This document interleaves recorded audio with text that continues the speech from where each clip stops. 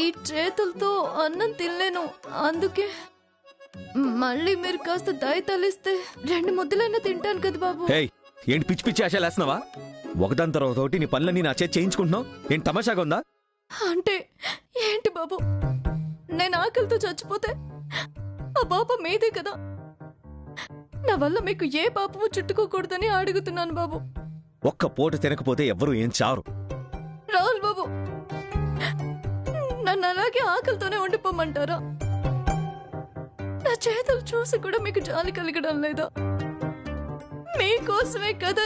సరే, అంత పెద్ద మనిషి, ఇంత పొడుగు కత్తి, అంతే కదా నువ్వు చెప్పేది? హృదయం లేదు అంటావు, అంతేగా? ఉండు, తీసుకొస్తాను.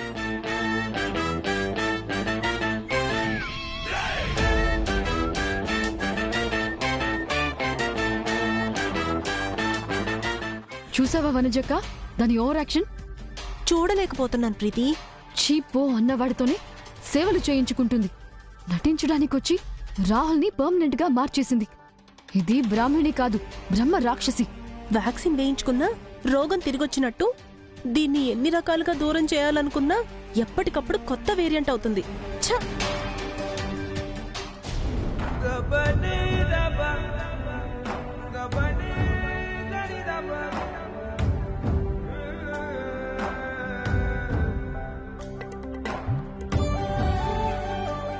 ఇదిగో,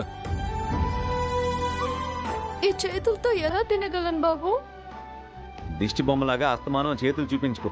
దించు, తినిపిస్తాను.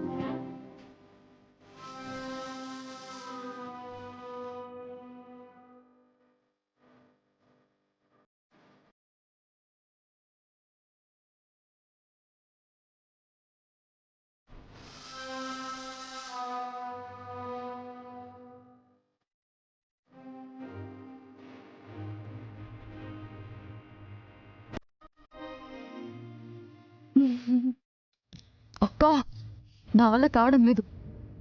ఆ ప్లేట్లో విషయం కలిపినా సరిపోయేది.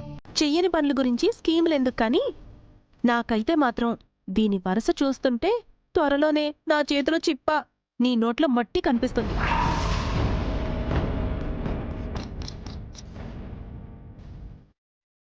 లేదక్కా, అలా జరగనివ్వను.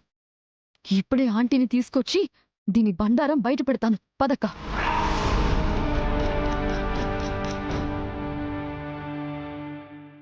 ఆంటీ, నాతో రండి ఆంటీ. ఎక్కడికి? ఆ బ్రాహ్మణి విశ్వరూపం చూడ్డానికి. అది నటించడానికి వచ్చినట్టు లేదు, మొత్తం మనల్ని దోచుకొని తినడానికి వచ్చినట్టుంది. ఎస్ మేడం, రాహుల్ని పప్పెట్ని చేసి ఇష్టం వచ్చినట్టు ప్లే చేస్తుంది. నచ్చిన పనులన్నీ చేయించుకుంటుంది. ఏంటి మీరు మాట్లాడేది? మేమేం చెప్పినా మీకు అర్థం కాదాంటీ, మాతో రండి. ప్లీజ్ రండి ఆంటీ, ప్లీజ్.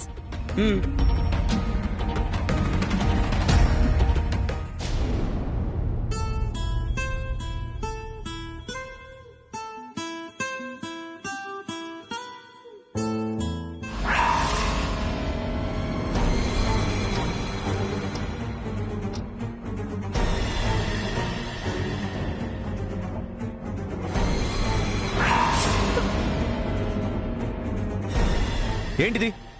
అయ్యో, చూసుకోలేదు బాబు. ఇలా చేస్తే నేను తినిపించను. ఇంక కొంచెమే ఉంది కదా బాబు. సరే, ఆ స్పూన్తో తినిపించేయండి.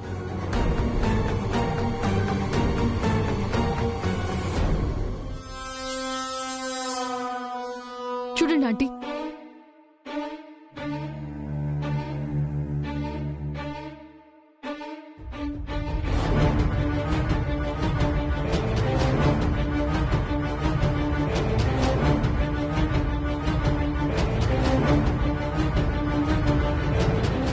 నాకు నార్మల్ గా కనిపించేది మీకెందుకు అబ్నార్మల్ గా మారుతుందో నాకు అర్థం కావడం లేదు. అది కాదాంటీ, రాహుల్ దానికి తినిపించడం ఏంటి? తన చేతులు చూసావా? అలాంటి పరిస్థితిలో తినడం అవుతుందా? తనని కాపాడినందుకు రాహుల్ హెల్ప్ చేస్తున్నాడు, అంతే.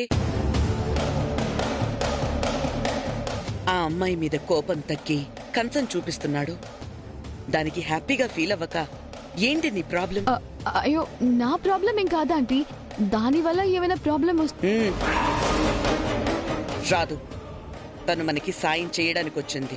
బ్రాహ్మణి మీద నాకు పూర్తి నమ్మకం ఉంది. ఎన్నిసార్లు చెప్పినా ఆ విషయం మీకు అర్థం కాదా?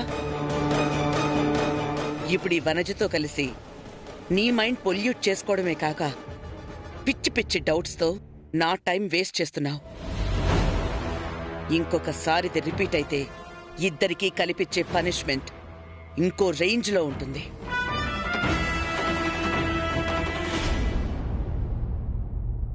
మేడం కాన్ఫిడెన్స్, ఆ బ్రాహ్మణి గేమింగ్స్ చూస్తుంటే దీన్ని ఇంట్లో నుంచి కదల్చడం ఎవరి వల్ల కాదనిపిస్తుంది.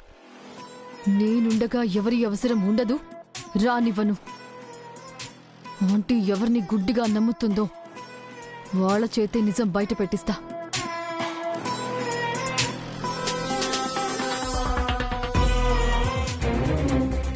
డే అండ్ నైట్ అక్కడే ఉండిపోవడం ఏంటంటే? ఇలాంటి జాబ్ గురించి నేను ఎక్కడా వినలేదు, చూడలేదు. నేను ఇంట్లోనే ఉన్నాను. నాతో మాట్లాడాలన్నా కన్సర్న్ కూడా లేకపోతే ఎలా ఆంటీ?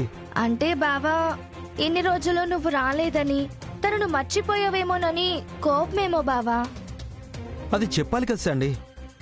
సారీ చెప్పడము, బయటికి తీసుకెళ్లేదన్న ట్రీట్ ఇవ్వడము, ఏదో ఒకటి చేసి కూల్ చేస్తాను కదా.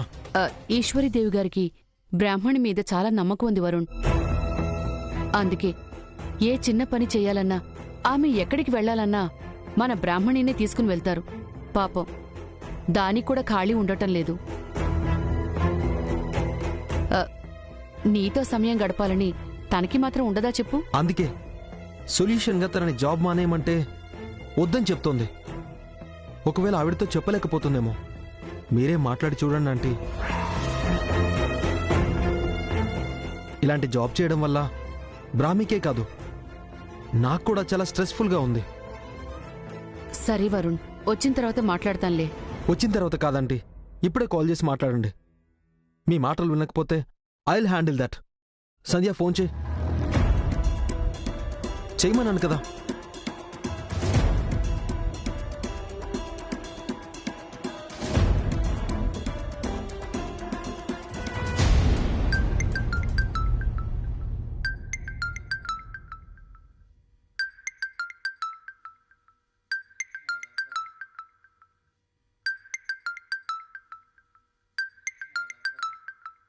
బ్రాహ్మణి ఇంటి నుంచి అనుకుంటా.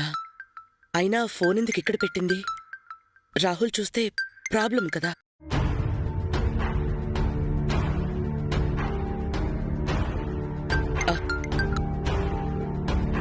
హలో. అమ్మ బ్రాహ్మణి? బ్రాహ్మణి కాదండి, నేను ఈశ్వరీదేవిని. అమ్మ మీరా? బావున్నారా? నేను బావున్నానమ్మా. మీరెలా ఉన్నారు? మీ దయవల్ల అంతా బావున్నామమ్మా. మా బ్రాహ్మణి ఇంకా ఇంటికి రాలేదు. ఒకసారి మాట్లాడాలని ఫోన్ చేశాను. ఓ, నిన్నంతా నాకు అర్జెంట్ వర్క్ ఉండి హెల్ప్ చేస్తూ ఇక్కడే ఉండిపోయింది. పనుంటే రాదని తెలుసమ్మా. కానీ బ్రాహ్మణి కోసం మా మేనల్లుడు అమెరికా నుంచి వచ్చాడు. ఇప్పుడు కూడా రాకపోతే ఎలాగమ్మా?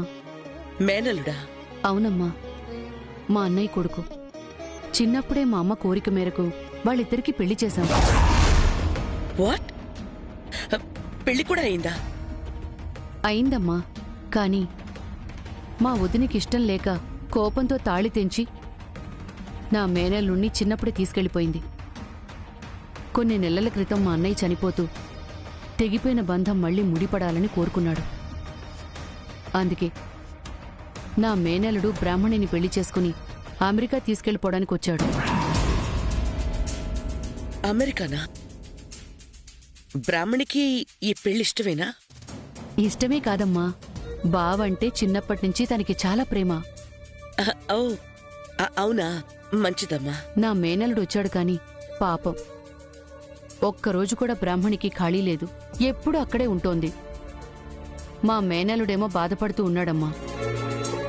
అమ్మా, మిమ్మల్నేమీ నిందించటం లేదు, కానీ నా మేనల్లుడు బాధ చూడలేక ఫోన్ చేశానమ్మా.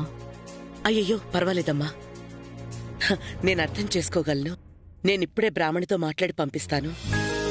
సంతోషం అండి. మీరు చెప్తేనైనా వింటుంది. కొంచెం చెప్పండమ్మా. సరే. ఉంటానమ్మా. వరుణ్ వచ్చేస్తుంది. ఒక్క 15 నిమిషాలు. సరే ఆంటీ. బ్రాహ్మణికి పెళ్ళై అమెరికా వెళ్ళిపోతే ఇక్కడ రాహుల్ పరిస్థితి ఏంటి? అలా అని నా స్వార్థం కోసం తన లైఫ్ డిస్టర్బ్ చేయడం కూడా కరెక్ట్ కాదు కదా. రాహుల్లో మార్పు వస్తే గాని ఏ ప్రాబ్లం సాల్వ్ అవ్వదు.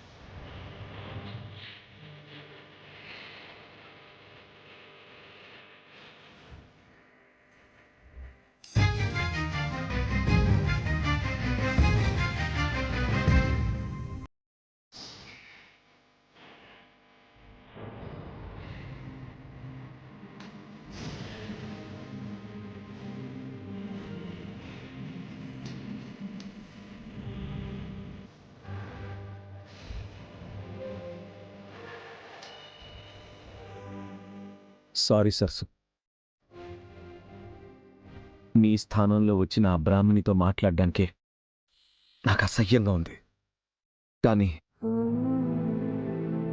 నా వల్లే తనకు ఆ గతి పట్టింది కాబట్టి తను చెప్పిన పనులు చేయడం తప్పడం లేదు.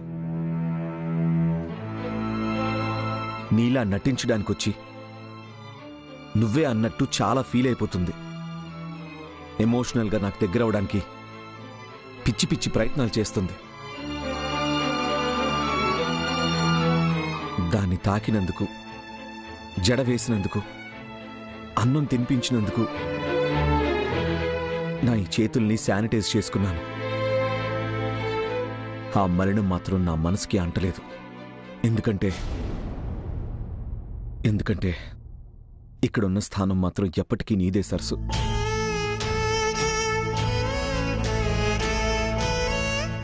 నన్ను నమ్మించడానికి, ఒప్పించడానికి, ఏం చేయడానికైనా సిద్ధపడుతున్న ఆ బ్రాహ్మణిని బయటకు పంపిస్తే కాని నాకు మనశ్శాంతి ఉండదు.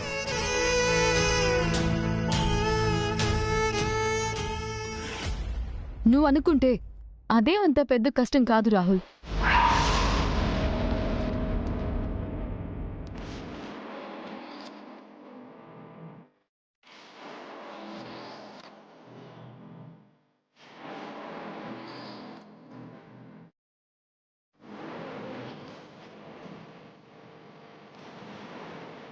ఏం మాట్లాడుతున్నావు ప్రీతి? ఆ బ్రాహ్మణి వల్ల నువ్వు పడుతున్న బాధని దూరం చేసే దారి చెప్తున్నా. పోయి చావమన్నా సరే ఇక్కడే పాతుకుపోయింది. మావయ్య ఏమో పోలీసుల్ని తీసుకొచ్చి అడ్డుగోడ కట్టాడు. ఇంకే దారి గురించి నువ్వు మాట్లాడుతున్నావు? నీ వల్ల కాకపోయినా అనుకుంటే ఏదైనా సాధించే ఆంటీ వల్ల అవుతుంది కదా.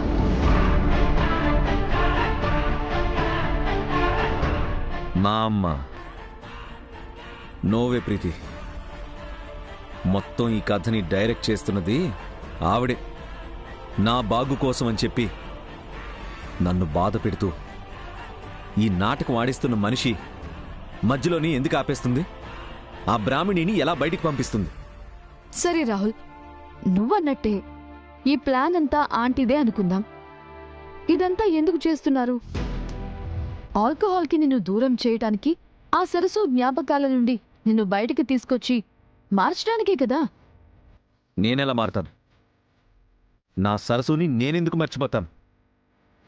మర్చిపోవని నాకు తెలుసు రాహుల్. కానీ మారినట్టు నటిస్తే ఆంటీ కూడా నమ్ముతారు. ఆ నమ్మకమే బ్రాహ్మణి దూరమయ్యే కారణమవుతుంది. నువ్వు చెప్పినట్టు ఆంటీ బ్రాహ్మణిని నీకోసమే తీసుకొస్తే నీలో మార్పు చూడగానే ఇంకా ఇక్కడ ఎందుకు ఉండనిస్తారు?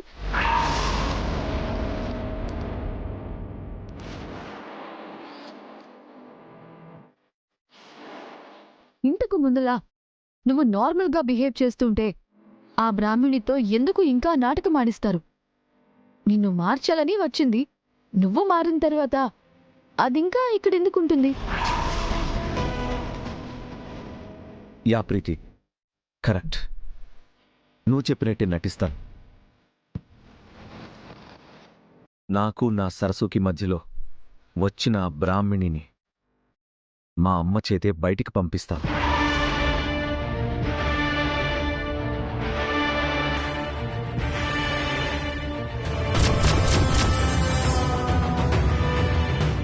లేదు, అన్నయ్య అనుకున్నది ఎట్టి పరిస్థితుల్లోనూ జరగకూడదు.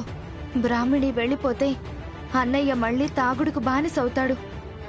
అలా జరగకూడదు.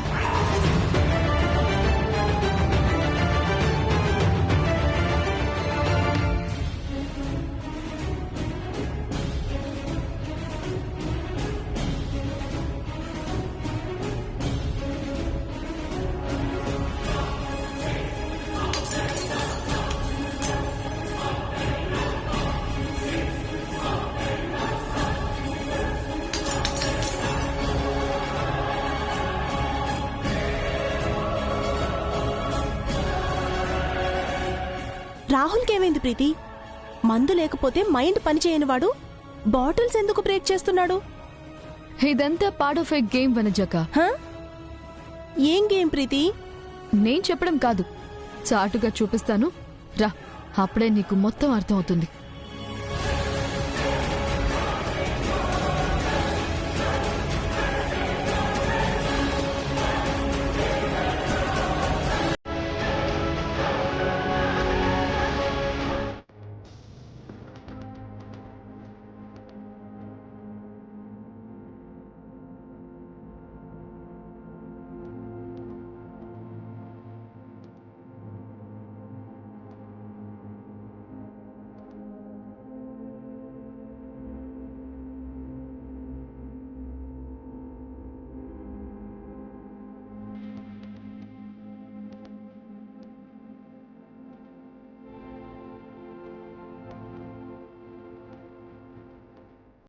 మేడం,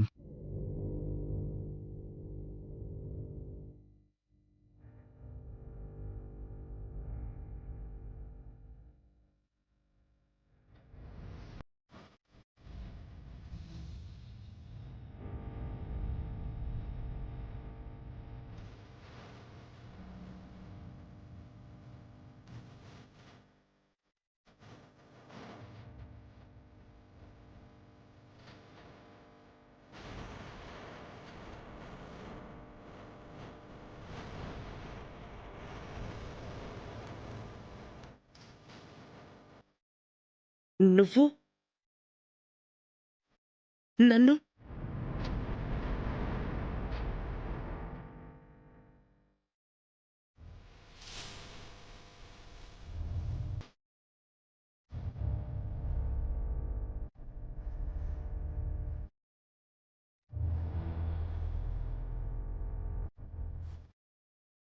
ఇన్ని రోజులు మీ అందరికీ నన్ను దూరం చేసిన మందుని ఇంకెప్పటికీ నా కంటికి కనిపించకుండా విసిరేశాను మేడం.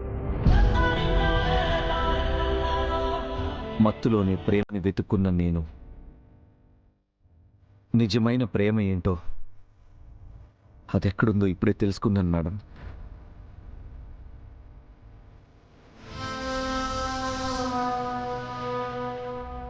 నేను మారిపోయాను మేడం. అవును మేడం, పొగరులో కళ్ళు మూసుకుపోయి ఆ పిలుపులో గొప్పదనం తెలుసుకోలేకపోయాను. I'm sorry madam.